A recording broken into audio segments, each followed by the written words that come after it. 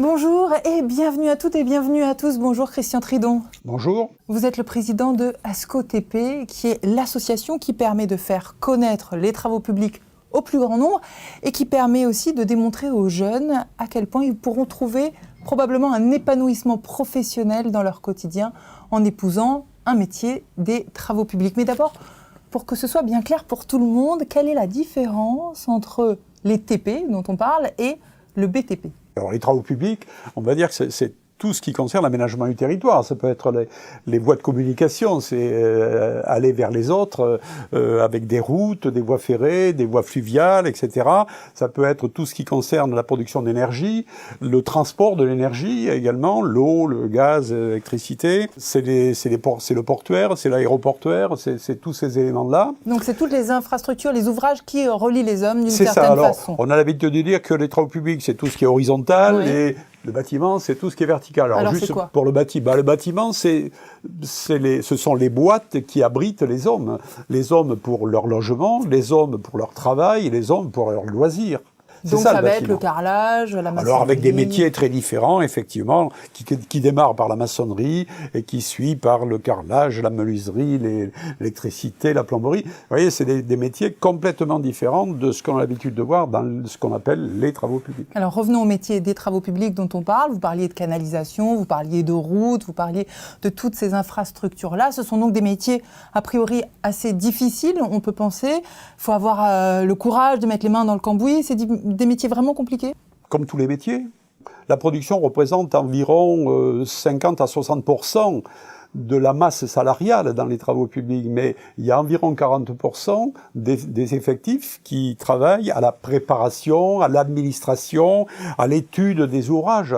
Si je prends la construction d'un ouvrage, je vais prendre un pont par exemple, ce pont, il va falloir peut-être l'étudier pendant 3 ou 4 ans. Donc ça passe par tout un tas de services bien différents, d'ingénierie, et ensuite on passera à la production sur le chantier, et suivi bien sûr après de la maintenance. Donc il y a à peu près la moitié qui sont des métiers techniques, on va dire. Oui. Quel genre d'études fait-on pour rentrer dans un des métiers des travaux publics ? Le spectre est très large. On a besoin de gens qui ont un niveau CAP, et on a besoin également de polytechniciens. Donc toutes les fonctions sont représentées pour la construction d'un ouvrage. Des études techniques comme des études de physique ou d'autres choses. Alors c'est vrai que dans l'image, globalement, on peut imaginer que pour être dans les travaux publics, il faut être un bonhomme, assez costaud. Mais est-ce qu'il y a des femmes qui travaillent dans votre secteur ? Ça fait partie de nos clichés, ça. Hein. Le gars qui transporte quelque chose de lourd dans une brouette. Je ne dis pas que c'est complètement terminé, mais dans la production, dans la phase de production, les gens sur le chantier sont très assistés. On parle aujourd'hui d'exosquelettes, hein, donc il y a beaucoup d'activités qui sont très assistées par de la technologie. Les femmes représentent aujourd'hui 8%, c'est pas beaucoup, mais ça progresse. On a de plus en plus de jeunes filles qui rentrent dans ce métier. Justement, alors elles rentrent pas obligatoirement dans les métiers de la production, mais elles y rentrent par le biais du contrôle qualité, par exemple. On trouve beaucoup de femmes dans le contrôle qualité. Puis on va en trouver dans les emplois d'ingénierie, des emplois de commercial, voire de chef d'entreprise. Aujourd'hui, quand on entend les jeunes et les souhaits qu'ils émettent dans le choix des métiers qu'ils veulent faire demain, il y a des préoccupations particulières.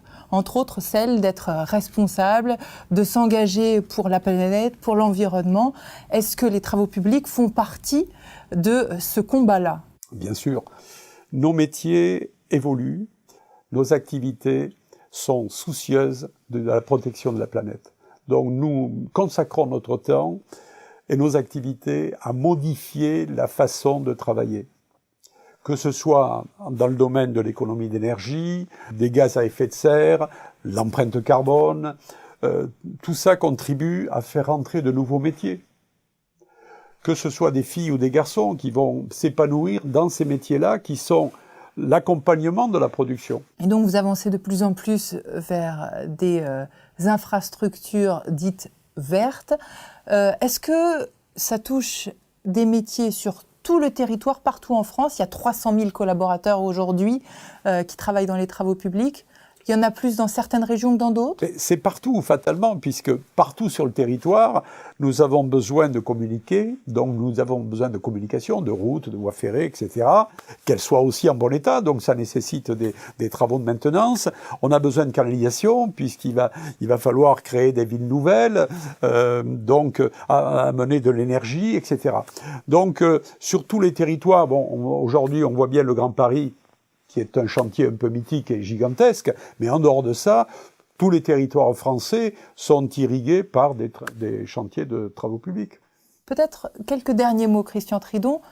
Pour convaincre ces jeunes, de qui avez-vous besoin? Alors moi, je voudrais m'adresser aux parents d'élèves pour leur expliquer qui nous sommes, quelle est l'importance de l'épanouissement que peut trouver dans nos métiers leur progéniture. Et je m'adresserai bien sûr aux professeurs, aux conseillers d'orientation, qui eux ont une mission d'orienter les jeunes, et puis à l'ensemble des médias qui connaissent souvent très mal nos métiers. Et donc, Christian Tridon, qu'est-ce que vous voulez que ces parents, ces conseillers d'orientation, ces professeurs, ces médias retiennent de l'image des travaux publics qui a évolué? Je souhaiterais qu'ils retiennent justement que ces métiers-là n'ont pas la couleur des clichés qu'on a l'habitude de coller à ces familles.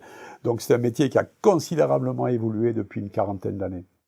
Je voudrais aussi qu'ils retiennent le fait que ces métiers sont de plus en plus orientés sur tout ce qui concerne la protection de la planète, avec tout ce qui est lié à la protection de l'environnement. Je voudrais aussi qu'ils retiennent le fait que les jeunes filles comme les jeunes hommes peuvent y trouver un épanouissement formidable. Et puis on pourrait terminer en disant que c'est encore un des rares métiers qui permet l'ascenseur social. Et ça, c'est important. Merci beaucoup, Christian Tridon.